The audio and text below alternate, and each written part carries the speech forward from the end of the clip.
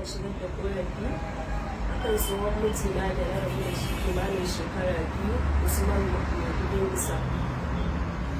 A sanadiyar duka na da ya biyo na uwar ɗaki, ya dake ni, ya kuma zalunce ni, ya kikkifa min mari har na faɗi.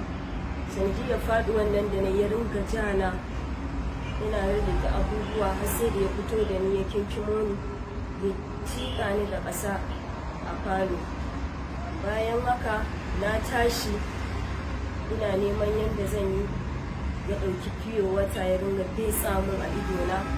A bisa sanadiyar kuma ina da asma a wannan lokacin, Allah ne ya rufa min asiri har na kai wannan lokaci na tafi gaban iyayena aka shigar da ƙorafin da muka shigar. Mun je a bisa da sanadiyya a neman man haƙina, shi kuma mai shari'a ya kawo mun wani zance na daban cewar na yi haƙuri na bar wa Allah na yafe masa. To a wannan lokacin haka na ce na yi haƙuri na bar wa Allah tun da ban san ƙarshe shari'ar me za ta kasance ba. Ina jin za a neman man haƙina ne, sai na ji shiru. To wannan duka da ya mun na idona gashi yanzu na samu matsala a idona, ba na gani da shi, kuma bayana ya samu matsala. To shine muka ƙara komawa human rights, aka je aka samu 'yan sanda domin shigar da ƙorafi na akan wannan zaluntata da aka yi. Mun shigar da ƙorafi hukumar 'yan sanda, muna cikin shari'a akan yaya za a yi a bi min wannan haƙina na rashin gani da na fuskar haguna, wannan idona na hagu ya samu matsala. To haka dai duk wanda ya zauna suna neman cewa a yi haƙuri, su ma ba a kan neman haƙƙin nawa ake ba. Duk wanda ya zauna sai ya ringa cewa a yi haƙuri, a yi haƙuri. To ina neman mahukunta da kuma sauran shugabanni da a taimaka mun a shiga wannan kes ɗina a neman mun haƙina.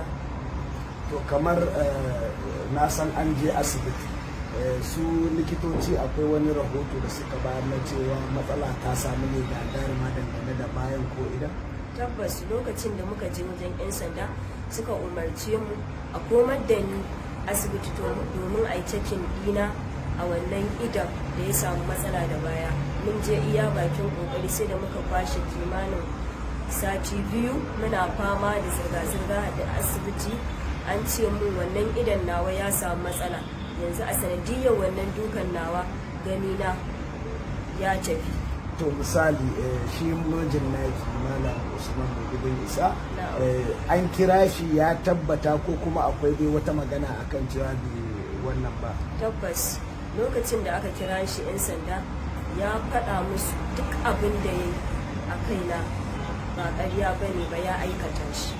To me kiranki yanzu ga mahukunta? Kirana shine a duba wannan kes na a yi adalci kamar yadda shari'ar addinin musulunci ta gindaya. Duk wanda ya maka rauni ko ya raba ka da wani sashi na jikinka, wannan shari'ar za ta yi doka a bisa tsakani ga Allah. Ina kirari da hukuma da kuma manyan shugabannin ƙasar nan a shiga al'amarin. To yanzu kuna tare da shi mijin naki ko kuwa? A'a, ba ma tare da shi. A lokacin ya dake ni na dawo gida, za a yi zaman shari'a na farko, to bai zo ba a lokacin. Har alƙali ya ba da umarnin cewa ya yi laifi akan wannan zuwan da bai ba. Bayan mun dawo gida ya kirawo mahaifiyata ya ce na je, ya sake ni saki uku. A dora daga inda aka tsaya. Ji shi? Na'am.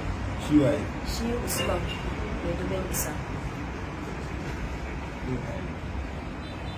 Sai